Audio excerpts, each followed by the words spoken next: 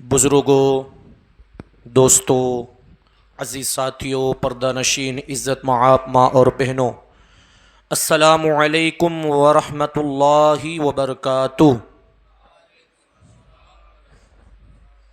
الحمد للہ، الحمد للہ رب العالمین، والعاقبۃ للمتقین، والصلاة والسلام على سید الانبیاء والمرسلین، اما بعد فاعوذ باللہ من الشیطان الرجیم، بسم اللہ الرحمن الرحیم، وَإِنَّكَ لَعَلَى خُلُقٍ عَظِيمٍ۔ صدق اللہ العظیم وصدق رسولہ النبی الامین المکین الکریم، ونحن على ذلك لمن الشاہدین والذاکرین والعابدین، والحمد للہ رب العالمین۔ تمامی حضرات عقیدت و محبت کے ساتھ سب سے پہلے دستور کے مطابق درود پاک کا ورد کر لیجیے۔ اللہم صلی علی سیدنا محمدین وعلی آل سیدنا محمدین وآلہ واصحابہ وبارک وسلم۔ ایک اور مرتبہ درود پاک پڑھ لیجیے۔ اللہم صلی علی سیدنا محمدین وعلی آل سیدنا محمدین وآلہ واصحابہ وبارک وسلم۔ ایک اور مرتبہ نبی اور آل نبی کی بارگاہ میں درود پاک پڑھ لیجئے۔ اللہم صلی علی سیدنا محمدین وعلی آل سیدنا محمدین وآلہ واصحابہ وبارک وسلم۔ صلاۃ و سلام علیک یا رسول اللہ صلی اللہ تعالی علیہ وسلم۔ معزز سامعین کرام، اللہ تبارک و تعالی نے پیارے آقا صلی اللہ تعالی علیہ وسلم کی ذات بابرکت کے حوالے سے قرآن پاک میں ایک آیہ کریمہ نازل فرمائے، اور یہ آیہ کریمہ سورہ قلم کے اندر رب تبارک و تعالی ارشاد فرماتا ہے وَإِنَّكَ لَعَلَى خُلُقٍ عَظِيمٍ۔ اور رب تبارک و تعالی قسم اٹھاتے ہوئے اپنے رب کی شان میں بیان کرتا ہے کہ بے شک آپ کے رب نے آپ کو حسن اخلاق کا پیکر بنایا ہے۔ رب تبارک و تعالی نے اپنے محبوب کو حسن اخلاق والا، سب سے بڑا، سب سے عظیم اور سب سے بڑھ کر حسن اخلاق والا بنایا ہے۔ حسن اخلاق کس کو کہتے ہیں؟ کیا اس کا مطلب ہوتا ہے؟ اور سیرت مصطفیٰ صلی اللہ تعالی علیہ وسلم کے اندر حسن اخلاق کا کتنا اہم رول، کتنا اہم کردار ہے، آج آپ کے سامنے کچھ باتیں حسن اخلاق کے حوالے سے میں بیان کرنا چاہتا ہوں۔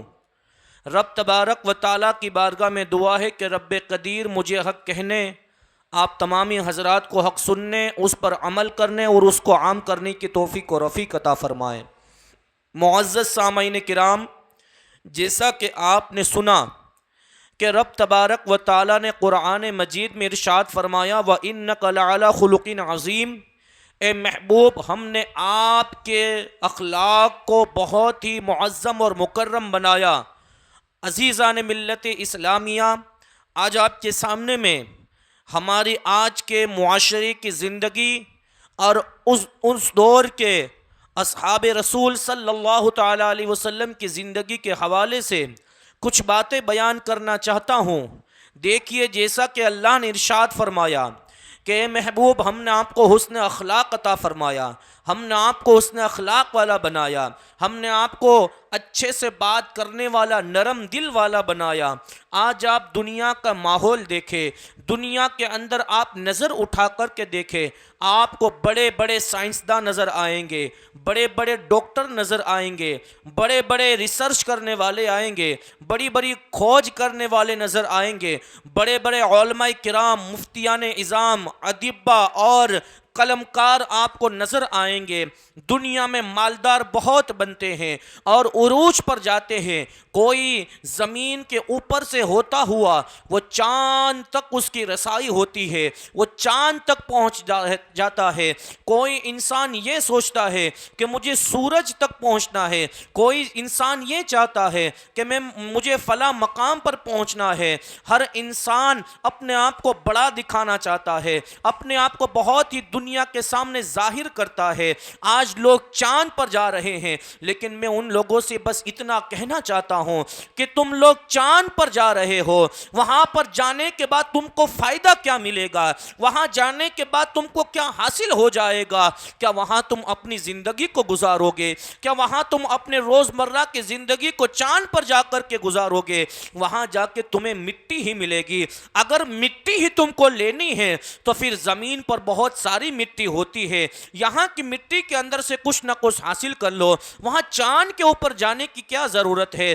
اور جب یہ لوگ، یہ بڑے بڑے سائنسداں اپنی ٹیکنک کا استعمال کرتے ہوئے، پھر وہ ٹیکنالوجی کا استعمال کرتے ہوئے لوگوں کے سامنے ایک سے ایک چیزیں لاتے ہیں، تو عزیزان ملت اسلامیہ، ان ٹیکنالوجی کا ہم کو فائدہ کیا پہنچتا ہے؟ ایک بہت بڑا ڈاکٹر بنتا ہے، لاکھوں روپیے خرچ کر کے وہ ڈاکٹر کی، ایم ڈی کی، ایم بی بی ایس کی، نیورو سرجن کی وہ ڈگری حاصل کرتا ہے، لیکن جب وہ کسی انسان سے ملتا ہے، جب وہ کسی مریض سے ملتا ہے، تو اس کا آؤ بھگت اور اس کا کیریکٹر، اس کا حسن اخلاق یہ بتا دیتا ہے کہ یہ ڈاکٹر نے جتنی ڈگری حاصل کی ہے یہ اس کے کام کی ہے یا نہیں۔ ایک بہت بڑا وقت کا عالم بنا اور وہ لوگوں کے سامنے حسن ظن نہ رکھے، وہ حسن اخلاق سے پیش نہ آئے، تو پھر اس کا علم حاصل کرنا کسی کام کا نہیں ہے۔ بہت بڑا کھیڑوت بن جائے، بہت بڑا وہ کسان بن جائے، لیکن کسان بننے کے بعد وہ اپنی اکڑ کو اونچا رکھے، تو پھر اس کی یہ کھیتی باڑی کرنا، یہ کسان کا کام کرنا، یہ اس کے لیے کوئی معنی نہیں دیتا۔ آپ دو سماج کے بہت بڑے پٹیل بن جائیں، سماج کے بہت بڑے آپ ایک عہدیدار بن جائیں، یا وکیل بن جائیں، یا پروفیسر بن جائیں، جب تک آپ اپنے حسن اخلاق کو لوگوں کے سامنے بیان نہیں کرو گے تب تک آپ کی زندگی میں کوئی بھی فائدہ حاصل نہیں ہونے والا۔ میں کہنا یہ چاہتا ہوں کہ اپنے آپ کو مسلمان کہلاتے ہیں ہم، لیکن اس کے بعد ہم اپنے آپ میں اکڑ کو اپنائیں، اپنے اندر انانیت کو پالیں، ہم اپنے آپ کو کچھ سم تھنگ سمجھے، اپنے آپ کو کوئی بڑا آدمی سمجھے، اور لوگوں کے سامنے ہمیشہ ایک وقار کے ساتھ اور ہمیشہ اپنے آپ کو اونچا دکھانے کے لیے بات کرے، اور ہمارے اندر حسن اخلاق نہ پایا جاتا ہو تو یہ ہمیشہ سیرت مصطفیٰ کے خلاف زندگی گزارنا ہوتا ہے۔ اے آقا نبی کریم علیہ السلام کی سیرت طیبہ کے خلاف زندگی گزارنا ہوتا ہے۔ میں آپ کو بتانا چاہتا ہوں کہ میرے پیارے آقا نے ان بڑے بڑے کافروں کا کس طرح حسن اخلاق سے ان کے سامنے پیش آئے تھے، وہ لوگ کس طرح ان کے سامنے نرم انداز میں اور نرم دلی کے ساتھ وہ لوگوں کے سامنے پیش آئے تھے، اور جب وہ نبی کریم پیارے آقا مکی مدنی تاجدار مدینہ صلی اللہ تعالی علیہ وسلم جب وہ مکہ والوں کے سامنے حسن اخلاق سے پیش آئے، تو وہی مکہ والے جو ایک دور میں میرے پیارے آقا کے دشمن بنے بیٹھے تھے، لیکن میرے آقا نے ان کے ساتھ ایسا حسن اخلاق کیا کہ وہی مکہ کے رہنے والے ایک دور میں میرے آقا کا کلمہ پڑھتے نصیب فرما رہے تھے۔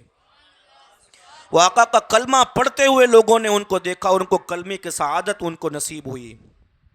میرے آقا کا حسن اخلاق دیکھو آپ کہ کس طرح وہ لوگوں کے ساتھ بات چیت کرتے تھے، ملاقات کرتے تھے، لوگوں سے کس طرح حسن ظن رکھتے تھے۔ عزیزان ملت اسلامیہ میں آپ کو بتاؤں، اور توجہ سے سنیں میری بات کو، دھیان سے سنیے گا، اس لیے کہ یہ جو بیانات چل رہے ہیں بہت بیش قیمتی بیانات ہیں۔ یہ اس لیے نہیں کہ ہم سب جمع ہو گئے ہیں اور ہر چیز کر رہے ہیں، اپنے وقت کو یہاں پر یہ گزار رہے ہیں، اپنا قیمتی وقت نکال کر کے ہم آئے ہیں، اس لیے نہیں، اس لیے کہ بات کس کی ہو رہی ہے، بات کس کی ہو رہی ہے۔ اگر کسی عام انسان کی بات ہوتی تو سمجھ میں آتا، لیکن یہ تو آمنہ کے لال کی بات ہو رہی ہے، ہمارے آقا صلی اللہ علیہ وسلم کی احادیث کی بات چل رہی ہے، یہاں انسان کی سیرت کی بات چل رہی ہے اور اصلاح معاشرے کے اوپر بات چل رہی ہے۔ اس لیے بات کو ذرا غور سے سننے کی کوشش کیجئے گا کہ میرے پیارے آقا علیہ السلام نے لوگوں کے ساتھ وہ حسن اخلاق، وہ کیریکٹر اپنایا کہ جو آپ کے چہرے کو دیکھتا تھا وہ آپ کا بن جاتا تھا، وہ آپ کا ہو جاتا تھا۔ مکہ کی سرزمین ہے، ایک یہودی عورت جب پیارے آقا علیہ السلام مسجد حرام میں نماز پڑھنے کے لیے، عبادت کے لیے جب اس راستے سے گزرتے جہاں اس یہودین کا گھر تھا، اس یہودیہ کے ایک چوٹی کے اوپر اس کا مکان تھا، آج بھی وہ جگہ موجود ہے، وہ اوپر ٹیلے کے اوپر سے جب بھی پیارے آقا گزرتے تو وہ اوپر سے کوڑا کرکٹ یعنی کچرے کو پھینک دیا کرتی تھی رسول پاک صلی اللہ علیہ وسلم پر۔ جب بھی پیارے آقا گزرتے تو وہ اوپر سے کچرے کو، جو گھر کا جتنا کچرا ہوتا وہ جمع کر کے رکھتی، اور جیسے ہی پیارے آقا گزرتے وہ ان پر ڈال دیتی۔ اب جیسے وہ ڈالتی تھی تو میرے پیارے آقا کے قبر مبارکہ، آپ کا لباس مبارک گرد و آلود ہوتا، وہ دھول سے پورا بھر جاتا، ہر طرف دھول پھیل جاتی کپڑوں کے اوپر۔ میرے پیارے آقا اس کو جھاڑ کر کے، اس کو صاف کر کے نماز پڑھنے کے لیے یا عبادت کے لیے یا کسی کام کے لیے وہاں سے رخصت ہو جاتے۔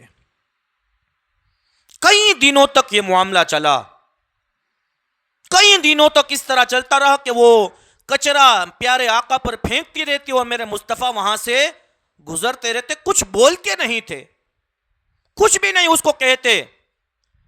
ایک وقت آیا کہ اس عورت نے پیارے آقا علیہ السلام پر کچرا پھینکنا بند کر دیا، وہ کوڑا پھینکنا بند کر دیا، لیکن پھر بھی پیارے آقا وہیں سے گزر فرماتے تھے۔ چند دن گزرے تو میرے پیارے آقا علیہ السلام نے لوگوں سے پوچھا کہ وہ فلاں جگہ پر جو عورت رہتی ہے اس کے ساتھ کیا ہوا، وہ آج کل نظر نہیں آ رہی ہے؟ تو لوگوں نے کہا کہ اے محمد ابن عبداللہ، وہ عورت بہت ہی سخت بیمار ہے اور بہت اس کی طبیعت علیل ہے، اپنی زندگی کے آخری لمحات میں وہ اپنی زندگی کو گزار رہی ہے۔ بس اتنا سننا تھا کہ میرے پیارے آقا علیہ السلام وہ یہودیہ ہے، مسلمان بھی نہیں ہے، وہ مسلمان مومن نہیں ہے، ایک یہودیہ عورت ہے، اس کے گھر پر پیارے آقا اس کی عیادت اور اس کی بیمار پرسی کے لیے پہنچ گئے۔ میرے پیارے آقا تشریف لے گئے، اس کے گھر پر پہنچے تو وہ بستر پر پڑی ہوئی تھی۔ اس عورت نے جب میرے پیارے آقا علیہ السلام کو آتے دیکھا تو وہ عورت کہنے لگی کہ واہ محمد، آج میرے جسم میں کوئی طاقت نہیں رہی تو میں نے جو تم پر کوڑا پھینکا اس کا بدلہ لینے کے لیے آج آئے ہو؟ میں آج کمزور ہو گئی ہوں تو اس کا بدلہ تم مجھ سے لوگے؟ اللہ اکبر۔ میرے پیارے رسول سرور کائنات فخر موجودات میرے آقا نے ارشاد فرمایا کہ یہودین عورت، میں تم سے بدلہ لینے نہیں آیا ہوں بلکہ میں تیری عیادت پرسی کے لیے آیا ہوا ہوں، تیری بیمار پرسی کے لیے آیا ہوں، اور میں تیری خبر لینے کے لیے آیا ہوں کہ تیرا حال کیا ہے۔ میں نے دیکھا کہ تو مجھ پر کچرا پھینکنا بند کر دی ہے، کوڑا پھینکنا بند کرتی ہے، تو مجھے لگا کہ یہ تو کہاں چلی گئی۔ جب اس عورت نے پیارے آقا علیہ السلام کا یہ حسن اخلاق دیکھا تو اس کے دل کی کیفیت بدل گئی اور اس نے بے ساختہ میرے رسول کریم کی بارگاہ میں عریضہ پیش کیا، یا رسول اللہ، آج تک میں آپ پر کوڑا پھینکتی رہی، آپ نے مجھے کچھ نہیں کہا، اور جب میں آج بیمار ہو گئی ہوں اس کے باوجود آپ میری عیادت پوشی کے لیے آئے ہیں، میں سمجھ گئی ہوں کہ آپ سچے رسول ہیں، مجھے بھی اپنے سچے دین میں داخل کر لیجئے اور اسلام کے فیضان سے مالا مال کر کے مجھے کلمہ پڑھا کر کے اسلام میں داخل فرما لیجئے۔ یہ مصطفیٰ کا حسن اخلاق تھا، پیارے رسول علیہ السلام کا حسن اخلاق تھا۔ لیکن آج ہمارا حسن اخلاق دیکھو، آج ہمارا کردار دیکھو کہ آج ہم اپنے مسلمان بھائی کے گھر پر جانے میں بھی اتراتے ہیں۔ لوگوں کو بہت برا لگتا ہوگا، لیکن برا لگے تو 2 لقمے زیادہ کھا لینا، لیکن بات تو میں کر کے رہوں گا۔ کیا آج ہماری سماج کی حالت آپ دیکھیں کہ بھائی بھائی سے لڑ رہا ہے، بہن بہن سے لڑ رہی ہے، باپ بیٹے سے، بیٹا باپ سے، ایک دوست اپنے دوست سے پیسوں کی لالچ میں، روپیوں کی لالچ میں، جائیداد کی لالچ میں، اپنے وقار کی لالچ میں، اپنی عزت کی لالچ میں ہم کسی مسلمان کے سامنے گالیاں بولنی ہوتی ہے تو بڑے اچھے انداز میں بول لیتے ہیں، لڑائی جھگڑا کرنا ہوتا ہے تو بڑے اچھے انداز میں کر لیتے ہیں، لیکن ان لوگوں کو یہ خیال نہیں ہے کہ پیارے آقا نے یہودیہ کی بھی حسن اخلاق پیش کیا تھا۔ اس یہودیہ کے سامنے بھی میرے پیارے آقا نے حسن اخلاق سے بات کی تھی، اور میرے پیارے آقا علیہ السلام نے اس یہودیہ سے کہا تھا کہ اگرچہ تو اسلام میں داخل نہیں ہے لیکن ہمارا کردار ایسا ہوتا ہے کہ ہم دشمنوں کے بھی مہمان نوازی کیا کرتے ہیں، ہم مسلمانوں کا کردار ایسا ہوتا ہے۔ لیکن آج دور دیکھیں کہ سماج کے اندر کسی سے بات کرنا تو بہت دور کی بات ہے، سب سے پہلے تو اس کی زبان سے گالی ہی نکلتی ہے، پھر بات چیت شروع ہوتی ہے۔ ہماری زبان سے تو ایسے اثرات نظر نہیں آتے کہ ہم سنی صحیح العقیدہ، پیارے آقا کے سچے عاشق اور اصحاب کرام کے پیارے ماننے والے ہیں، ایسا تو نظر نہیں آ رہا۔ جب کوئی بات کرتا ہے تو ایسا لگتا ہے کہ اب یہ خاموش ہو جائے تو بہتر ہے، کیونکہ پیارے آقا علیہ السلام کی سیرت کی تجلیاں اس کے دل پر ابھی نہیں پڑی ہے۔ آپ لوگ دیکھیں میرے پیارے آقا کی سیرت کو اٹھا کر کے، حضور علیہ السلام کی زندگی آپ پڑھیں، آپ کو پتا چلے گا کہ رسول کریم کی زندگی وہ زندگی ہے کہ جن کے صدقے میں بگڑے ہوئے کی قسمت بھی بن جایا کرتی ہے، بگڑوں کی قسمت بنتی ہے۔ ایک مرتبہ پیارے آقا علیہ السلام مدینہ المنورہ سے کچھ دوری پر کسی کام کے لیے، کسی حاجت کے لیے آپ تشریف لے جا رہے تھے، راستے میں ایک بوڑھی ماں کو اپنے گھر پر بیٹھا دیکھا جو دروازے پر بیٹھی ہوئی تھی۔ پیارے آقا علیہ السلام نے اس بوڑھی ماں سے پوچھا، مائی کیا بات ہے اور یہ تیرے ساتھ گٹھڑی کس چیز کی ہے؟ تو وہ بوڑھی ماں جو بیٹھی ہوئی تھی اپنے گھر پر، وہ کہتی ہے کہ میں اس شہر کو چھوڑ کر کے باہر کسی اور دیہات میں جانا چاہتی ہوں۔ میرے پیارے حبیب نے ارشاد فرمایا کہ بوڑھی ماں تو اس شہر کو چھوڑ کر کے کیوں جانا چاہتی ہے؟ کہا اس شہر کے اندر ایک ایسا آدمی ہے جس کا نام محمد بن عبداللہ ہے، اور وہ ایسی بات کرتا ہے کہ جس کی بات سن کر کے لوگوں کا دل نرم ہو جاتا ہے، وہ جب کسی کو دیکھ لیتا ہے تو اسے اپنا عاشق بنا لیتا ہے، وہ جب کسی سے نظر ملا لیتا ہے تو سامنے والا اس کی نظر کے چانسے میں آ جاتا ہے اور وہ اس پر اپنا دل ہار بیٹھتا ہے۔ تو مجھے یہ ڈر ہے کہ کہیں وہ بندہ میرے سامنے نہ آ جائے یا میں اس سے نہ مل جاؤں، اس لیے میں اپنے گھر کو چھوڑ کر کے یہاں سے جا رہی ہوں۔ اسے یہ پتا نہیں تھا کہ یہ میرے سامنے جو شخص کھڑا ہے یہ کون ہے۔ بہرحال آقا علیہ السلام مسکرائے اور فرمایا کہ کوئی بات نہیں بوڑھی ماں، آپ کو کہاں جانا ہے؟ کہاں فلاں جگہ پر جانا ہے۔ کہا ٹھیک ہے کوئی بات نہیں، آپ کی گٹھڑی کو میں اٹھاتا ہوں اور آپ آگے آگے چلیے، اپنے مقصد پر مجھے لے جائیے، میں آپ کا سامان وہاں تک پہنچا دیتا ہوں۔ راستے میں پیارے آقا علیہ الصلوۃ والسلام پیچھے پیچھے چل رہے ہیں، اور میرے آقا مکی مدنی تاجدار صلی اللہ تعالی علیہ وسلم اب اس کی گٹھڑی کو اٹھا کر کے وہ اس بوڑھی ماں کے پیچھے پیچھے چل رہے ہیں، اور بوڑھی ماں تھوڑی آگے آگے اپنے مقصد پر جا رہی ہے۔ میرے پیارے آقا میٹھی میٹھی باتیں کر رہے ہیں۔ اس بوڑھی ماں سے اس کا نام پوچھا، اس کا خاندان پوچھا، اور اس کی روزمرہ کی زندگی کے بارے میں پوچھا۔ بوڑھی ماں کو اسی میٹھی میٹھی باتیں کی، اور میرے پیارے آقا علیہ الصلوۃ والسلام کی شان تو وہ شان ہے کہ آپ کا چہرہ ایسا چہرہ تھا کہ جن کے چہرے کے سامنے چاند کی روشنی بھی ماند پڑ جاتی تھی۔ اور حضرت عمر فاروق اعظم بیان کرتے ہیں، حدیث پاک کا مفہوم ہے، میرے پیارے عمر حضرت فاروق اعظم بیان کرتے ہیں کہ میں نے پوری زندگی میرے مصطفیٰ کے چہرے کے سامنے کبھی بھی غور سے نہیں دیکھا میں نے، اس لیے کہ میرے مصطفیٰ کا چہرہ ہی اتنا نورانی تھا اور اتنا حسین اور جمیل اور نور والا تھا کہ وہ آپ کے چہرے کے سامنے کوئی بھی انسان ایک نظر سے دیکھ ہی نہیں پاتا تھا۔ اسی طرح آپ میرے مصطفیٰ کی شان تو دیکھیں، حضرت جنگ حدیبیہ کا وہ ماحول ہے، صلح حدیبیہ کا ماحول ہے۔ حضرت عروہ بن مسعود سے یہ روایت منقول کی جاتی ہے، عروہ ابن مسعود جو پہلے مسلمان نہیں تھے، بعد میں اسلام میں داخل ہوئے، جب وہ کفار مکہ کی طرف سے ایلچی بن کر کے، ان کا ایک ایجنٹ بن کر کے، اور ان کی طرف سے ایک قاصد بن کر کے صلح حدیبیہ کے موقع پر پیارے آقا علیہ الصلوۃ والسلام کی بارگاہ میں جب حاضر ہوئے، صدیق اکبر بھی موجود ہے، فاروق اعظم بھی موجود ہے، عثمان غنی بھی موجود ہے، مولا کائنات بھی موجود ہے۔ آقا علیہ الصلوۃ والسلام مدینہ سے مکہ کی طرف عمرہ کرنے کے لیے آ رہے تھے، راستے میں آپ کو روک دیا گیا، اور وہیں پر آپ کو صلح حدیبیہ، مقام حدیبیہ کے موقع پر آپ کو ٹھہرا دیا گیا، اور کہا ہم آپ کو عمرہ کرنے نہیں جانے دے سکتے، یہیں پر آپ کو رکنا ہوگا۔ یہ پوری ایک الگ بات ہے، اس پر نہ جاتے ہوئے مجھے جو بیان کرنا ہے وہ میں آپ کے سامنے بیان کر دوں۔ اور میرے مصطفیٰ کی شان تو دیکھو اے عزیزان ملت اسلامیہ۔ عروہ بن مسعود رضی اللہ تعالیٰ عنہ بیان کرتے ہیں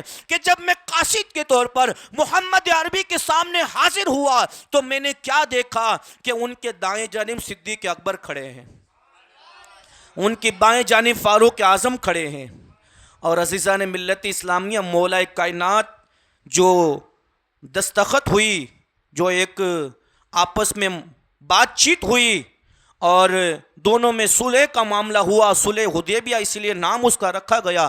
حدیبیہ ایک جگہ کا نام ہے، وہاں پر ایک سمجھ لو کہ ایک معاملہ طے ہوا کہ یہ دستور پر مکہ والے بھی عمل کریں، اس بندھارن پر، اس اصول پر، اور مدینہ والے بھی عمل کریں، اس پر ایک معاملہ طے ہوا، اور حضرت سیدنا علی مرتضیٰ نے اس معاملے کو تحریر کیا، اور آقا علیہ الصلوۃ والسلام کی مہر لگی۔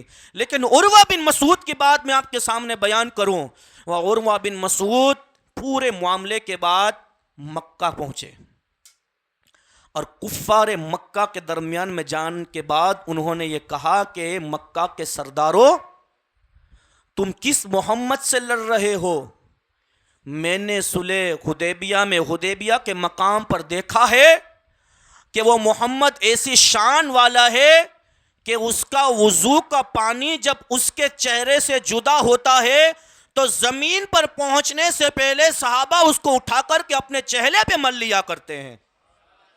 وہ جب تھوک نکالتا ہے تو اس کے تھوک کو صحابہ اپنے ہاتھ پر مل کر کے اپنے چہرے پہ لگاتے ہیں، اور اس کے جسم سے کوئی بال ٹوٹتا ہے تو صحابہ اس کو لینے کے لیے جھپٹتے ہیں، اور اس کے وضو کا پانی زمین پر نہیں گرنے دیتے، اور جب وہ بولتا ہے تو سب لوگ اس کی ایک بار میں اس کی آواز کو سنتے ہیں، سب خاموشی کے ساتھ اس کے سامنے سنتے ہیں، اور جب وہ چہرے کو اٹھاتے ہیں تو صحابہ اپنے چہرے کو نیچا کر لیتے ہیں۔ میں سمجھ گیا کہ میں نے بڑے بڑے بادشاہوں کو دیکھا ہے، روم کی سلطنت کو دیکھا ہے، اور روم کی سلطنت کو دیکھا، کیسر و کسریٰ کی سلطنت کو دیکھا، اور بڑے بڑے بادشاہوں کے دربار کو دیکھا، بڑے بڑے شہنشاہوں کے دربار کردار کو دیکھا، لیکن جو میں نے محمد عربی کے حوالے سے صحابہ کی جو تعظیم دیکھی ہے اور جو ان کا اکرام دیکھا ہے، وہ میں نے اپنی زندگی میں کسی بھی بادشاہ کی زندگی میں نہیں پایا ہے۔ اللہ اکبر، یا رسول اللہ، یا علی، یا علی۔ تو وہ بیان کرتے ہیں کہ تم ان سے کیسے لڑو گے؟ جو وضو کا پانی نیچے نہ گرنے دیتے ہو، وہ ان کے محمد صلی اللہ علیہ وسلم آنچ بھی کیسے آنے دیں گے؟ نہیں لڑ سکتے، تمہارا کام نہیں ہے۔ یہ میرے آقا کی شان ہے کہ صحابہ اتنا ادب کرتے تھے، اور جب میرے پیارے آقا کسی حجام کی دکان پر بال جو ترشتا تھا، حضور علیہ الصلوۃ والسلام کے بال مونڈتا تھا، میرے آقا جب اپنے بال کو ترشوانے کے لیے، اپنے سر مبارک سے اتروانے کے لیے جب وہ وہاں پر جاتے، تو صحابہ کرام ان کے درمیان میں گھیرا کر لیتے، اور عزیزان ملت اسلامیہ اس بال کو جھپٹے لے لیتے اپنے پاس، اور تبرکن اپنی زندگی میں رکھتے۔ اور ایک مرتبہ تو ایسا ہوا کہ پیارے آقا علیہ الصلوۃ والسلام کے داڑھی مبارک یا آپ کے بال، سر مبارک سے کچھ بال نکل گئے، صدیق اکبر نے ان بالوں کو لے جا کر کے اپنے گھر پہ ایک مقام پر رکھ دیا۔ اب جب اس مقام پر رکھا تو دیکھا کہ اس کے ارد گرد سے آوازیں آ رہی ہے، آواز آ رہی ہے۔ تو حضرت صدیق اکبر رضی اللہ تعالیٰ عنہ نے پیارے آقا کی بارگاہ میں عریضہ پیش کیا، یا رسول اللہ، میں گھر میں جاتا ہوں تو کوئی نہیں ہوتا ہے، لیکن باہر نکلتا ہوں تو آوازیں آتی ہے۔ میرے پیارے محبوب علیہ الصلوۃ والسلام نے ارشاد فرمایا کہ اے میرے پیارے صدیق، تم نے جس مقام پر میرے بال کو رکھا ہے، منہ مبارک جہاں پر رکھے ہیں، وہاں فرشتے گھیرا کر کے مجھ پر درود پاک پڑھا کرتے ہیں۔ آپ دیکھیں حضور کی شان، اور یہ آمنہ کا لال کس قوم میں نازل ہوا؟ ہم جیسے گنہگار امت میں اللہ نے یہ مبعوث فرمایا۔ تو وہ بوڑھی ماں کر کو پیارے آقا علیہ الصلوۃ والسلام لے جا رہے ہیں، بات چیت چل رہی ہے۔ وہ اپنے مقام پہ جب پہنچ گئے تو میرے پیارے آقا علیہ الصلوۃ والسلام نے اپنے سر انور سے اس کو ٹیکری کو، اس گٹھڑی کو نیچے اتارا، اور اتارنے کے بعد رکھ دیا اور کہا، مائی اب اگر تمہاری اجازت دو تو میں جانا چاہتا ہوں۔ کچھ دوری پر میرے آقا پہنچے ہی تھے کہ بوڑھی ماں نے بلایا، بیٹا یہاں واپس آؤ۔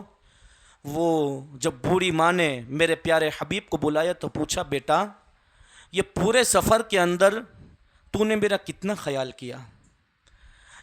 تیرا چہرہ ایسا چہرہ ہے کہ تیرے چہرے کو دیکھ کر کے بار بار دیکھنے کو جی چاہتا ہے۔ کتنا تو خوبصورت، حسین، جمیل، اور کتنا حسن اخلاق والا ہے، کتنی پیاری تیری باتیں ہیں۔ تو جب بات بولتا ہے تو ایسا لگتا ہے کہ پورا دن پوری رات تیری باتوں کو سنتی رہوں۔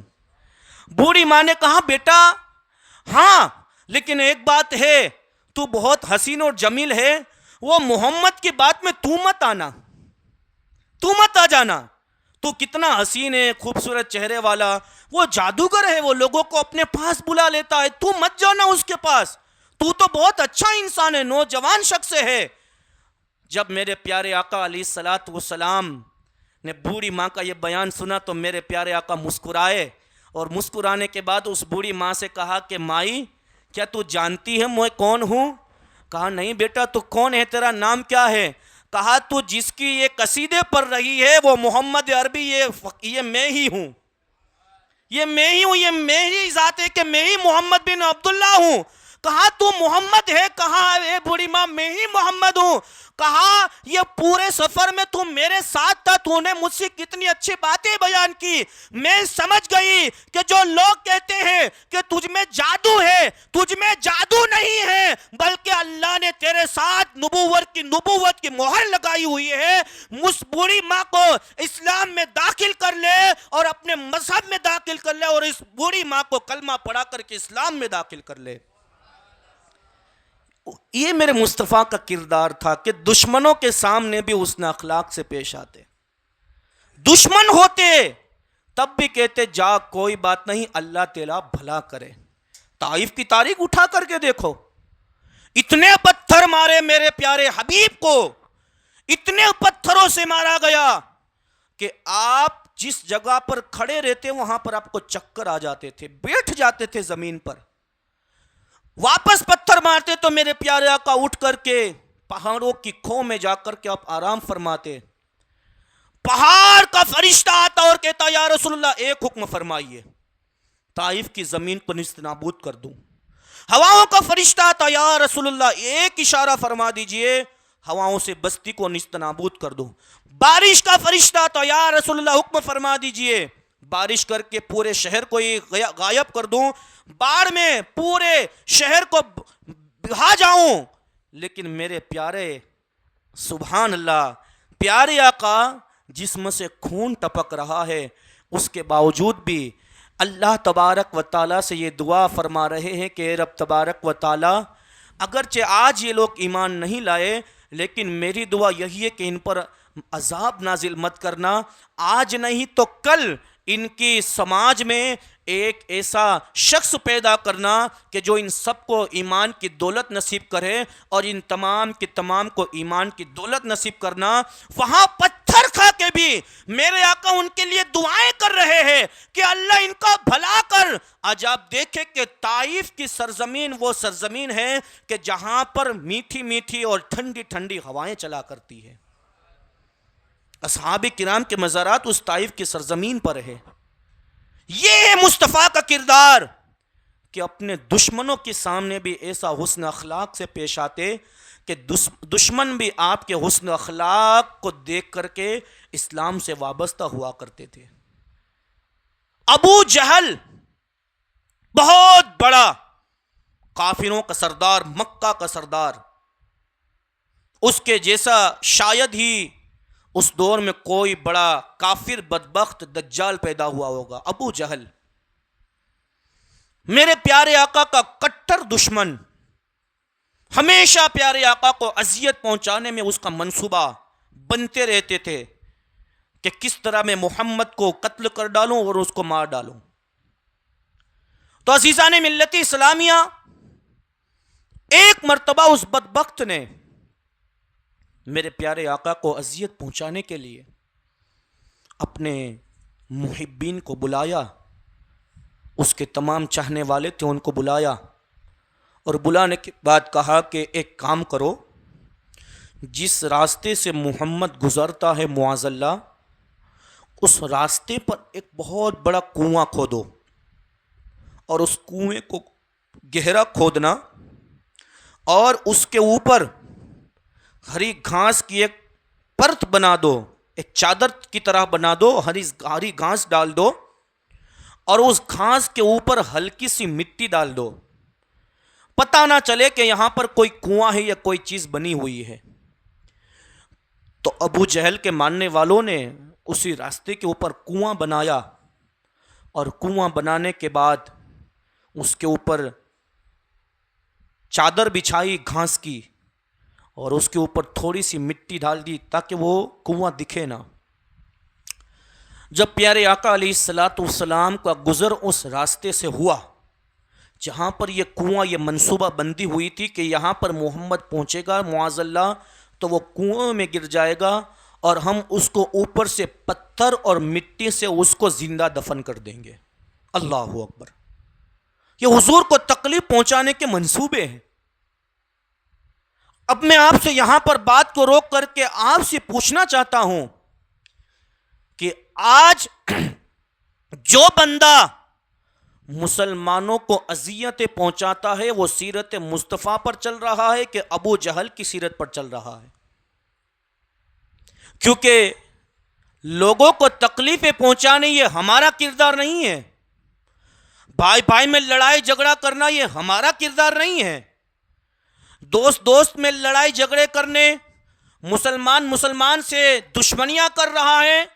تو آپ سیرت مصطفیٰ پر چل رہے ہو کہ ابو جہل کی سیرت پر چل رہے ہو، یہ آپ فیصلہ کرو.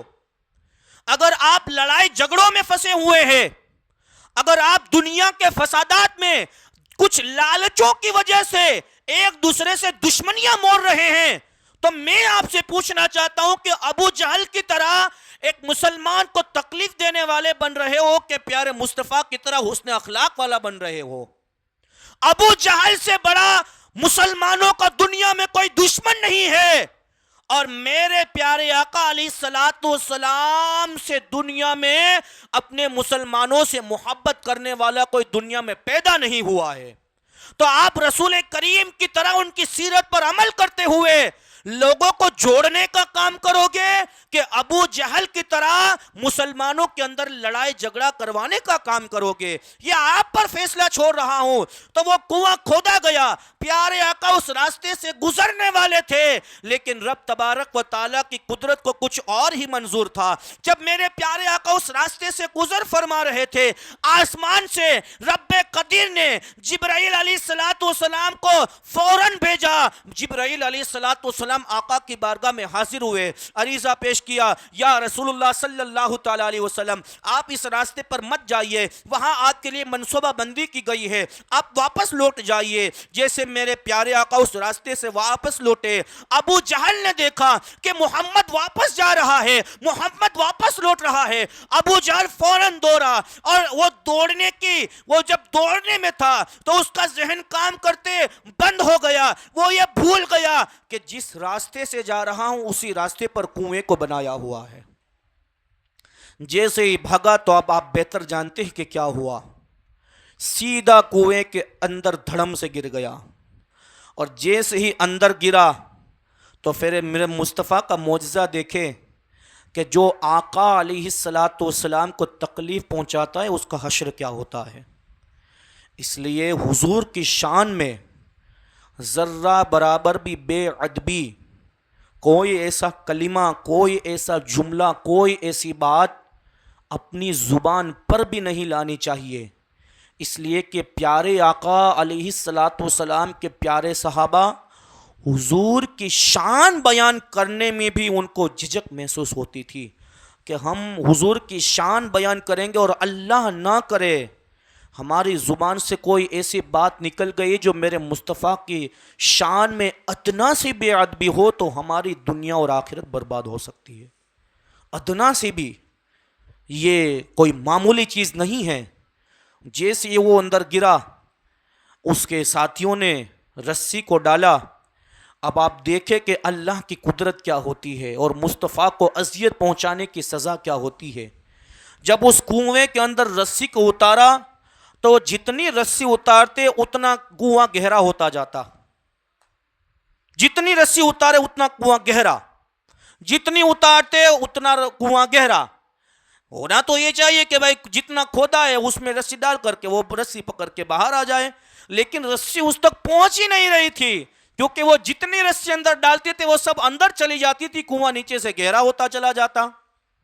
بہت کوششیں کر لی لیکن ابو جہل اندر پھنس گیا۔ منصوبہ تو بنایا لیکن اس شان کی بارگاہ میں گستاخی کرنے والا تھا وہ کہ جس کو آمینہ کا لال کہا جاتا ہے، جس کے ارد گرد فرشتوں کا ہجوم رہتا ہے اور جس کے دیدار کو زمانے والے ترستے ہیں، وہ مکی مدنی تاجدار، ان کی شان میں کیسے کوئی گستاخی کر سکتا ہے؟ بہرحال ابو جہل نے اندر سے آواز لگائی، دیکھیے دشمن ہے اور دشمنی میں بھی میرے آقا کو پکار رہا ہے۔ اندر سے صدا لگائی، اے میرے چاہنے والوں محمد کو بلاؤ، اس لیے کہ اگر ابھی کوئی مجھے بچا سکتا ہے تو وہ اور کوئی نہیں، وہ محمد کی ہی ذات بچا سکتی ہے، فوراً محمد کو بلاؤ۔ میرے آقا علیہ السلام کو بلایا گیا۔ میرے آقا نے ارشاد فرمایا، ابو جہل تجھے باہر تو نکال دوں گا لیکن میری ایک شرط ہے، اگر شرط قبول کر تو باہر نکالوں۔ ابو جہل نے کہا، کہو محمد کیا شرط ہے؟ میرے آقا نے ارشاد فرمایا، میں تجھے باہر نکال دوں گا لیکن تجھے میرا کلمہ پڑھ کے اسلام میں داخل ہونا ہوگا، مجھے نبی بننا ہوگا۔ کہا، میں وعدہ کرتا ہوں کہ میں تمہیں نبی مانتا ہوں اور میں تم پر ایمان ضرور لاؤں گا، وعدہ کرتا ہوں۔ جب وہ باہر نکالا گیا، لیکن کہتے ہیں نا کہ کتے کی دم ہمیشہ ٹیڑھی ہی رہتی ہے، وہ کبھی سیدھی نہیں ہوتی۔ تو ابو جہل نے کہا کہ تو جادوگر ہے، تجھ پر میں کیسے ایمان لاؤں؟ وہ کہہ کر کے وہاں سے گزر گیا۔ لیکن دیکھیے کہ حضور کے لیے وہ گڈھا، وہ کنواں کھودا گیا تھا. حضور کو یہ پتا تھا کہ ابو جہل ہی نے کھدوایا ہے، اور جب ابو جہل اس میں کودا تو میرے مصطفیٰ نے یہ نہیں کیا کہ جس نے مجھے تکلیف پہنچائی تو اب اس کو اس تکلیف میں رکھا جائے، اس لیے کہ میرے رسول تو سارے جہان کے لیے رحمت بن کر کے آئے تھے، اور جو رحمت بن کر کے آتا ہے وہ کبھی کسی کے لیے زحمت نہیں بنتا. تو عزیزان ملت اسلامیہ، حضور علیہ الصلاۃ والسلام نے اس وقت بھی اس اپنے سگے دشمن سے، جو حضور کا سگا چچا ہے ابو جہل، اس کے سامنے بھی اس نے اخلاق کا کردار پیش کیا. اور آج آپ ہماری سماج کی حالت آپ دیکھیں، اللہ رحم کرے، ہمارے قوم کے نوجوان جب وہ بات کرتے ہیں تو ایسا لگتا ہے کہ یہ خاموش ہو جائے، یہ بہتر ہے. لوگوں سے آپ بات کریں، لوگوں سے آپ جب مل جھول کریں تو عزیزان ملت اسلامیہ اس طرح بات کرو کہ سامنے والا آپ کی بات سننے کا مشتاق بنے، آپ کی بات وہ سننے والا بن جائے.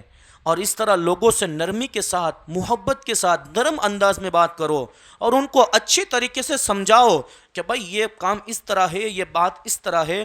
جب آپ اس طرح نرمی سے بات کرو گے، اپنی بیویوں سے نرمی سے بات کرو، اپنی اولاد سے نرم انداز میں بات کرو، اپنے گھر والوں سے بات کرو، ہلکی آواز میں بات کرو. بہت ہی زور زور سے چلانے کا کوئی فائدہ نہیں ہے. جو چیز محبت سے سمجھائی جاتی ہے وہ زور زور سے چلانے سے نہیں سمجھائی جاتی. جو محبت سے آپ کسی کو اظہار پیش کرو گے تو اس کے دل کے اندر بھی بات اترے گی اور اس کے ذہن میں بھی بات بٹھے گی. تو اپنے گھر کے اندر بھی یہ لڑائی جھگڑوں کا ماحول مت بناؤ، بلکہ آپس میں حسن اخلاق سے پیش آؤ، گھر میں بھی پیش آؤ اور اپنے مسلمان بھائیوں سے بھی پیش آؤ اور ان سے بھی اچھی بات چیت کرو. رب تبارک و تعالی تمہاری زندگیوں میں وہ برکت عطا فرمائے گا کہ جو اس نے ارشاد فرمایا وَإِنَّكَ لَعَلَىٰ خُلُقٍ عَظِيمٍ، کہ محبوب ہم نے آپ کو حسن اخلاق والا بنایا ہے. جب آپ اپنی زندگی میں حسن اخلاق پیدا کرو گے تو پھر وہ مدینے کی سرزمین سے میرے مصطفیٰ کا کرم آپ پر جاری ہو جائے گا، کرم جاری ہو جائے گا. اللہ کی بارگاہ میں دعا ہے کہ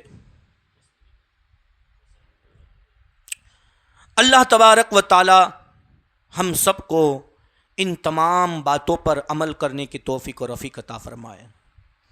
اب آئیے ایک اور بات آپ کے سامنے میں بیان کروں، اور فرمان کے مطابق کہ حضور کا حسن اخلاق کس طرح ہوا کرتا تھا، کتنا حسین اور جمیل حضور کا حسن اخلاق تھا. جب آپ کسی سے گفتگو فرماتے تو اس انداز میں فرماتے کہ سامنے والا آپ کی گفتگو کو سنتا ہی رہے، اتنی نرم انداز میں. اور حضور علیہ الصلاۃ والسلام زیادہ نہیں بولتے تھے، کم بولتے تھے، لیکن کم بولنے کے اندر بہت ساری حکمتیں ہوا کرتی تھی. وہ کم بات کے اندر لوگ بہت کچھ سمجھ جاتے تھے، بہت کچھ لوگوں کو یہ پتا چل جاتا کہ میرے پیارے آقا نے کیا ارشاد فرمایا ہے. اور سیرت کے حوالے سے بڑے بڑے لوگوں نے، بڑے بڑے ادیباؤں نے، بڑے بڑے پروفیسروں نے جب سیرت مصطفیٰ کا مطالعہ کیا تو ان لوگوں کو یہ پتا چلا کہ عزیزان ملت اسلامیہ، اگر دنیا میں سب سے بہتر اور سب سے کامل کوئی انسان ہے تو وہ اور کوئی نہیں بلکہ محمد رسول اللہ صلی اللہ علیہ وسلم کی ذات بابرکت ہے. بڑے بڑے پروفیسروں کو یہ کہنا پڑا. کیوں؟ اس لیے کہ مذہب ہی ایسا ہے، یہ کردار ہی ایسا ہے. لیکن ہماری سماج کی حالت یہ ہے کہ ہم آپس میں ہی اس مذہب کی دھجیاں اڑا رہے ہیں، قانون کی دھجیاں اڑا رہے ہیں. جی چاہا وہ کر لیا اور جی چاہا وہ نہیں کیا. ایک بہت ہی پیاری مثال یاد آ گئی تو آپ کے ذہن میں بٹھانے کی کوشش کرو، اللہ ہم کو سمجھ عطا فرمائے. عزیزان ملت اسلامیہ، ایک بہت ہی مشہور و معروف ایک واقعہ بیان کیا جاتا ہے، سنیے گا غور سے، کہ ایک اٹلی کے اندر یا کسی بیرونی ملک کے اندر، بہت بڑا ملک تھا، اس کے اندر ایک بہت بڑی اسکول اور کالج، ایک یونیورسٹی تھی. تو وہاں ایک سسٹم تھا کہ جو بھی بچے جائے ان کو ہاف کپڑے پہننے ہوتے ہیں، یعنی چھوٹے کپڑے. بچیاں جائیں تو ان کو چھوٹے کپڑے اور بچے جائیں تو ان کو بھی چھوٹے کپڑے. ایک سسٹم تھا، وہاں کا رول تھا. اور اسی یونیورسٹی میں جتنے لوگ وہاں جو تعلیم دینے والے تھے، جو ٹیچرز لوگ تھے، ان میں سے اکثر یہودی لوگ تھے، اسلام کو ماننے والے نہیں تھے۔ اب اسی یونیورسٹی میں ایک مسلمان گھرانے کی ایک لڑکی بھی پڑھا کرتی تھی، اور وہ جب تعلیم کے لیے اس یونیورسٹی میں یا اسکول میں جب جاتی تھی تو وہ مکمل کپڑے پہن کر کے اس اسکول میں پڑھنے جاتی۔ سیرت مصطفیٰ دیکھے اور قرآن کی تعلیم دیکھے کہ وہ اس یونیورسٹی میں جب بھی جاتی تو مکمل کپڑے پہنتی۔ اب وہاں کے جو ٹیچرز جو جتنے بھی تھے، انہوں نے اس کو روکا اور کہا کہ یہاں یہ پورے کپڑے الاؤ نہیں ہے، یہاں تم کو آدھے کپڑے پہن کر کے آنا ہے، اور اگر نہیں آ سکتی تو کل سے اسکول میں داخل مت ہونا۔ لیکن وہ دوسرے دن بھی واپس وہی مکمل اسلامی لباس پہن کر کے آئی، اور ٹیچروں نے بہت اس پر غصہ ہوئی تمام کے تمام کہ یہ ہم جب منع کر رہے ہیں تم یہ کیوں پہن کر کے آ رہی ہو۔ بہرحال کچھ دنوں تک چلا، اور اس بچی نے اپنی ماں کو جانے کے بعد یہ شکایت کی کہ میری پیاری ماں، میں اسکول جاتی ہوں تو مجھے یہ چھوٹے کپڑے پہننے کے لیے منع کیا جاتا ہے، اور آپ تو جانتی ہے کہ ہم چھوٹے کپڑے پہننا ہمارے مذہب میں جائز نہیں ہے، تو میں کیا کروں؟ کہا کوئی بات نہیں، ایک مرتبہ واپس جاؤ، اگر وہ نکال لے تو کوئی بات نہیں، ہم دوسرے اسکول میں ایڈمیشن لے لیں گے۔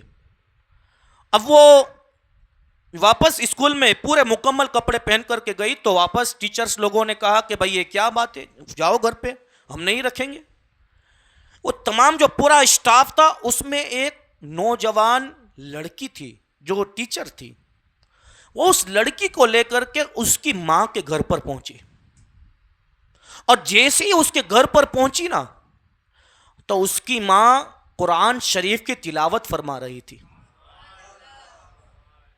وہ ٹیچر اس لڑکی کو لے کر کے اس کی ماں کے گھر پر پہنچی تو اس کی ماں قرآن شریف پڑھ رہی تھی، اور قرآن شریف پڑھتے پڑھتے پڑھتے وہ سورۃ النساء میں اس کی تلاوت پہنچی ہوئی تھی۔ سورہ قرآن پاک میں ایک سورت ہے سورۃ النساء، وہ اس سورت کو پڑھ رہی تھی جس میں عورتوں کے حوالے سے بہت زیادہ معلومات دی گئی ہے، ان کے حقوق، ان کا کس طرح خیال کیا جائے، اور عورتوں کا کیا حق ہے، عورتوں کا کیا رول ہونا چاہیے اسلام میں، وہ سورۃ النساء میں بیان کیا گیا۔ تو اس کی تلاوت کر رہی تھی۔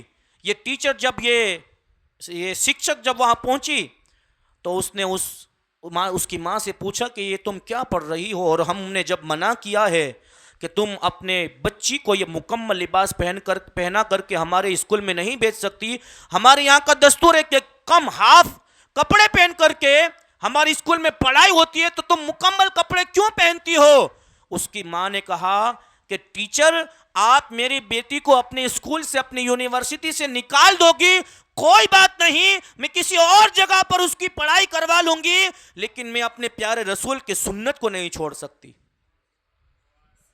اب یہ معاملہ جب دیکھا اس یہودی ٹیچر نے تو اس نے کہا کہ یہ تم کیا پڑھ رہی ہو؟ کہا یہ ہمارا پیارا قرآن ہے، ہم اس کی تلاوت کرتے ہیں اور اسی سے اپنی زندگی کو گزارتے ہیں۔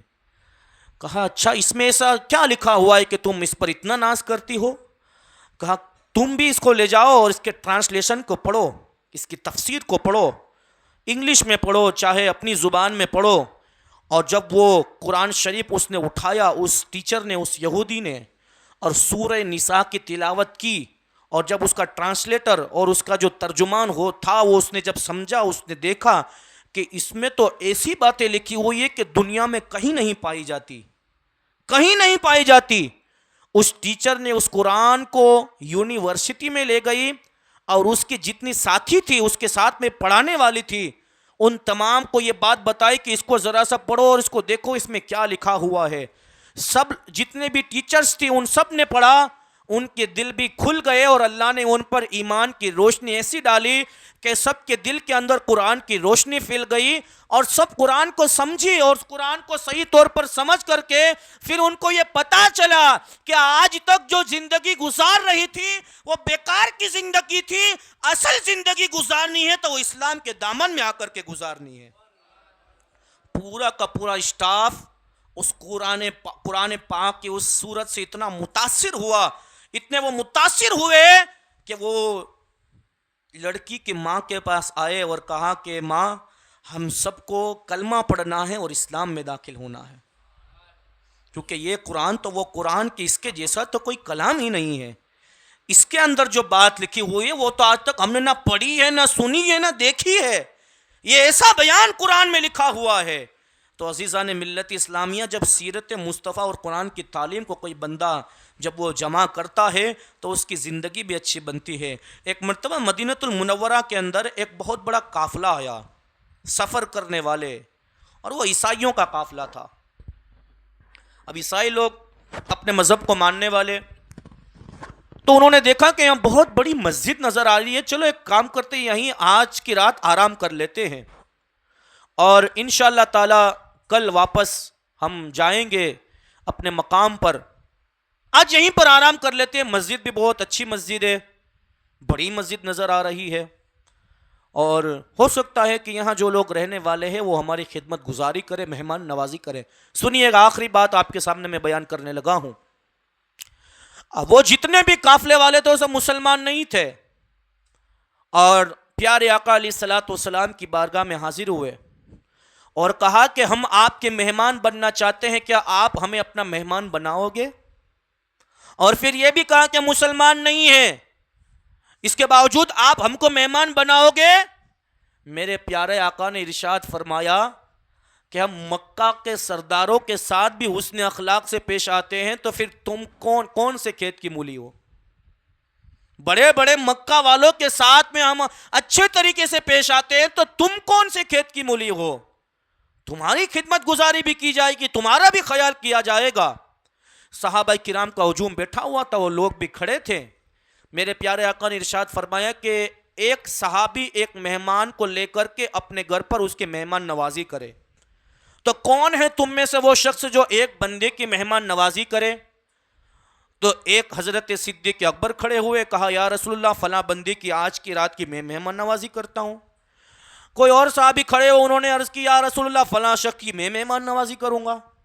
اس طرح ایک ایک صحابی رسول نے سب کو بانٹ لیا آپس میں کہ میں آج اس کو اپنے یہاں رکھوں گا۔ اب آخر میں جو ایک بندہ بچا تھا وہ بہت موٹا تھا، جسم کے اعتبار سے بہت فربا، جسم کا بہت تندرست۔ اب وہ بیچارہ بچ گیا، اس کو کسی نے نہیں لیا، اس خیال سے کہ شاید اس کو زیادہ کھانا دینا پڑے گا۔ اب جب وہ بچ گیا تو ایک ہی بندہ تھا اور سب نے اپنے اپنا حصہ لے لیا۔ میرے مصطفیٰ نے ارشاد فرمایا چلو ٹھیک ہے کوئی بات نہیں، آج تم میرے مہمان بن جاؤ۔ رسول اللہ صلی اللہ علیہ وسلم اس کو اپنے گھر پہ لے گئے، ایک حجرے میں اس کو آرام کرنے کے لیے دیا گیا، ایک کمرہ اس کو دیا گیا اور کہا کہ اسی میں تم آرام کرنا، اور اس کے کھانے کا انتظام کیا گیا۔ اب جسم موٹا تھا، پیٹ زیادہ تھا، کھانا زیادہ چلتا تھا، تو عزیزان ملت اسلامیہ اس نے کھانا بھی پھول پیٹ کھا لیا، بھر کے پیٹ بھر کے اس نے کھانا کھایا۔ اب رات کا ایک وقت ہوا تو حضور علیہ الصلوۃ والسلام کی جو ایک باندھی تھی، آپ کی خادمہ تھی، وہ جب کھانا دے کر کے اس کمرے سے باہر نکلی تو خادمہ نے باہر سے دروازہ بند کر دیا۔ وہ اس لیے کہ اسے تھوڑی سی ایک غصہ ذہن میں آیا کہ یہ اسلام کے ماننے والے نہیں ہیں، مسلمان نہیں ہیں اور ہمارے مہمان بنے ہوئے ہیں۔ اس نے ایک آڑ میں آ کر کے، غصے میں آ کر کے اس نے دروازے کو بند کر دیا۔ اب رات کا جب وقت ہوا تو اس بندے کو حاجت ہوئی، استنجا کی، ٹوائلٹ کی حاجت ہوئی۔ اب جائے تو جائے کہاں، روم کے اندر باتھ روم تو نہیں تھا کہ وہ اپنی حاجت کو پوری کر لے۔ بہت کنٹرول کیا، بہت کنٹرول کیا، لیکن کنٹرول کرتے کرتے آخر میں اس کے صبر نے اسے جواب دے دیا، اور اس بندے نے جس بستر پر وہ سویا ہوا تھا وہیں پر اس نے استنجا کر دیا، اور استنجا کرنے کے بعد وہاں سے فوراً جیسے ہی دروازہ کھلا، دروازہ کھلتے ہی فوراً اس جگہ سے بھاگ گیا۔ اب اس دور کے اندر ایک سسٹم تھی کہ جو بھی انسان سفر کرتا تھا اس کے ساتھ میں کوئی نہ کوئی ہتھیار ہوتا تھا، تلوار ہے، کوئی خنجر ہے، کوئی بھالا ہے، کوئی چھری ہے، کچھ نہ کچھ وہ رکھتے تھے ہاتھ میں پہننے کا، تاکہ کبھی ایسا معاملہ ہو جائے تو کام آ سکے، حفاظت کر سکے۔ تو وہ بندہ، وہ جو عیسائی تھا، وہ جو موٹا شخص تھا وہ اپنی تلوار کو، اور ایک روایت کے مطابق اس کے ساتھ میں کچھ ایسی چیز اس نے رکھی ہوئی تھی، قیمتی چیز، وہ اسی کمرے کے اندر بھول گیا، اس تلوار کو بھول گیا۔ جب کچھ دوری پر وہ پہنچ گیا تو اس نے دیکھا کہ میرے ساتھ تلوار تو نہیں ہے، اور جب تلوار کو محسوس کیا کہ تلوار نہیں ہے تو کہا تلوار کے بغیر تو میں کیسے اپنی زندگی گزاروں گا، اگر کوئی چور ڈاکو مل گیا تو اس کے ساتھ میں کیا ہوگا۔ اب جیسے یہاں دروازہ کھلا تو پتا چلا کہ اس پورے بستر کو اس نے خراب کیا ہوا ہے۔ صحابہ کرام کا ہجوم ہوا، اور گھر بھی کس کا ہے؟ آمنہ کے لال کا گھر۔ وہ گھر ناپاک ہوا تو صحابہ کرام جمع ہوئے۔ میرے پیارے آقا صلی اللہ علیہ وسلم پہلے تشریف لائے ہوئے تھے، اور جیسے ہی تشریف لائے، اللہ اکبر، میرے آقا کا وہ کردار دیکھے کہ وہ اپنے مبارک ہاتھوں سے اس استنجا کو صاف کر رہے تھے، اس استنجا کو صاف کر رہے تھے۔ کون؟ جس کے صدقے میں اللہ نے چاند سورج کو بنایا، جس کے صدقے میں اللہ نے زمین آسمان کو بنایا، جس کے صدقے میں اللہ نے ستاروں کے انجمن کو بنایا، جس کے صدقے میں اللہ نے زمین کی رونق کو بنایا، جس کے صدقے میں اللہ نے ہم سب کو بنایا، وہ آمنہ کا لال، عبداللہ کا جگر، لگتے جگر، پیارے محبوب علیہ الصلوۃ والسلام اپنے ہاتھوں سے اس نجاست کو صاف کر رہے ہیں۔ میرے پیارے صحابہ جب اس منظر کو دیکھتے ہیں تو تڑپ اٹھتے ہیں اور عرض کرتے یا رسول اللہ، آپ اپنے مبارک ہاتھوں کو اس گندی چیز میں نہ لگائیں، ہم آپ کے غلام ہیں، ہم آپ کی اس چیز کو صاف کر دیتے ہیں، اس نجاست کو دور کر دیتے ہیں۔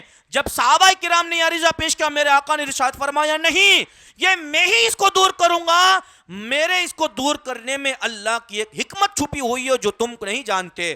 میرے آقا اس چیز کو صاف کر رہے تھے، اس گندگی کو دور کر رہے تھے۔ وہ جو بھاگا ہوا بندہ تھا وہ جب واپس آیا، جب وہ گھر میں داخل ہوا، جب میرے پیارے آقا کو اس نجاست کو دور کرتے دیکھا تو وہ سمجھ گیا کہ یہ اتنا بڑا بادشاہ ہو کر کے، یہ تمام نبیوں کا امام ہو کر کے، یہ رسولوں کا رسول ہو کر کے، یہ شہنشاہ عرب ہو کر کے، یہ مکہ کا تاجدار ہونے کے باوجود یہ میری نجاست کو صاف کر رہا ہے، اس کا حسن اخلاق ہی بتا رہا ہے کہ اس کا دین جھوٹا نہیں ہو سکتا اور یہ نبی جھوٹا نہیں ہو سکتا۔ میرے مصطفیٰ کی بارگاہ میں آیا، قدموں میں گر گیا، معافی طلب کی، یا رسول اللہ مجھے معاف کروا دیجئے، مجھے معاف کر دیجئے۔ فوراً اسلام میں داخل ہو گیا، اور اس کو دیکھ کر کے اس کے جتنے قافلے والے تھے تمام کے تمام مسلمان ہو کر کے اسلام کے دامن سے وابستہ ہو گئے۔ یہ ہے حسن اخلاق، یہ ہے کردار کہ سگے دشمن کو بھی گھر میں بٹھا کر کے شربت پلاتے ہیں، دشمن کو بھی دعاؤں سے نوازتے ہیں۔ ایسے میرے آقا علیہ الصلوۃ والسلام ہے کہ جن کی سیرت کو پڑھ کر کے اسلام، ایمان، عقیدہ اور روحانیت ہماری جاگ جاتی ہے۔ لیکن آج آپ دیکھیں کہ کتنا خراب ماحول چل رہا ہے کہ جو پیارے آقا علیہ الصلوۃ والسلام دشمنوں کے سامنے حسن اخلاق سے نرم لہجے میں بات کریں، آج ہم سگے بھائی کے سامنے اونچی آواز سے بات کرتے ہیں، اپنے باپ کے سامنے اونچی آواز سے بات کرتے ہیں، اپنے استاذ، اپنے امام، اپنے پیر اور اپنے دوستوں کے سامنے حسن اخلاق سے پیش نہیں آتے، کیونکہ ہمارے کردار سیرت مصطفیٰ کے مطابق نہیں ہیں۔ ہم نے اپنی زندگی کو سیرت رسول صلی اللہ تعالیٰ علیہ وسلم کے مطابق نہیں گزارا ہے۔ تو عزیزان ملت اسلامیہ، اللہ تبارک و تعالیٰ نے جو ارشاد فرمایا وَإِنَّكَ لَعَلَىٰ خُلُقٍ عَظِيمٍ، کہ محبوب ہم نے آپ کو حسن اخلاق والا بنایا ہے، حسن اخلاق کا پیکر بنایا ہے، ہمیں بھی پیارے آقا کے حسن اخلاق کو پڑھ کر کے، اسے سمجھ کر کے، اس پر عمل کرتے ہوئے ہم سب کو بھی ایک دوسرے کے اندر محبت کو پیدا کرنا ہے، نفرت کو دور کرنا ہے۔ اگر آپ کا کوئی دشمن ہے جس سے آپ کی نہیں بنتی، سالوں سے نہیں بنتی، کہ آپ کے دل میں یہ بات نہیں آتی کہ پیارے آقا علیہ الصلوۃ والسلام کو طائف کے میدان میں پتھر مارے گئے، پھر بھی وہاں پر یا رسول اللہ صلی اللہ علیہ وسلم کی صدائیں بلند ہوئی۔ وہاں پر یا رسول اللہ کی صدائیں بلند ہوئی. جس مدینہ میں پیارے آقا علیہ الصلوۃ والسلام آرام فرما رہے ہیں، وہاں کے لوگ حضور کے خاندان والے بھی نہیں تھے، حضور کے رشتہ دار بھی نہیں تھے، حضور کے دوست احباب بھی نہیں تھے، لیکن پیارے آقا علیہ الصلوۃ والسلام کو حسن اخلاق دیکھنے کے بعد ان تمام انصاروں نے اپنی جان کو پیارے آقا علیہ الصلوۃ والسلام کی جان پر قربان کر دیا تھا. ہمیں اتنی ضرورت ہے مسلمانوں کے، اگر کوئی سگا دشمن بھی سامنے کھڑا ہونا، اس کے سامنے سلام کرو، اسے اپنے ہاتھ کو ملاؤ، دیکھنا اللہ تبارک و تعالیٰ اس کے دل میں تمہارے لیے محبت ضرور پیدا کر دے گا. آپ ایک مرتبہ ہاتھ کو بڑھاؤ تو صحیح، آپ ایک مرتبہ اچھی بات تو کرو. ہمارے یہاں تو یہ ماحول ہے، وہ نہیں سدھرے گا، وہ ایسا ہی ہے. ہم تو چاہتے ہیں کہ اس سے ہاتھ ملا، لیکن وہی نہیں چاہتا تو ہم کیا کریں؟ ایک مرتبہ ہاتھ ملاؤ، 2 مرتبہ ہاتھ ملاؤ، تیسری مرتبہ اس سے بات کرو. جب تک اس کا دل نرم نہ ہو جائے اس سے آپ بات کرنا شروع کر دو. لیکن یاد رکھنا کہ جب آپ اس کے دل کو نرم کر دو گے، آپ اس سے محبت کرو گے، یہاں آپ اس سے محبت کرو گے، وہاں مکی مدنی تاجدار آپ سے محبت کرنے والے پائیں گے. آپ سے محبت، حضور کو آپ سے محبت ہوگی، اور جب حضور سے کسی امتی کو محبت ہوتی ہے تو پھر اس کا ٹھکانہ جنت ہی ہوا کرتا ہے، پھر وہ جنت میں اس کا قیام ہوا کرتا ہے. اللہ تبارک و تعالیٰ کی بارگاہ میں دعا ہے کہ رب تبارک و تعالیٰ ہم سب کو کہنے سننے سے زیادہ عمل کی توفیق و رفیق عطا فرمائیں. اور عزیزان ملت اسلامیہ، میرے کہنے میں اور آپ کے سننے میں کوئی بھی غلطی ہو، کوئی بھی کوتاہی ہو، ادنا سے ادنا بھول ہو، رب تبارک و تعالیٰ اسے معاف فرمائے. استغفر اللہ ربی من کل ذنب واتوب الیہ، وآخر الدعوانا الحمد للہ رب العالمین. السلام علیکم ورحمۃ اللہ وبرکاتہ. صلاۃ و سلام کے لیے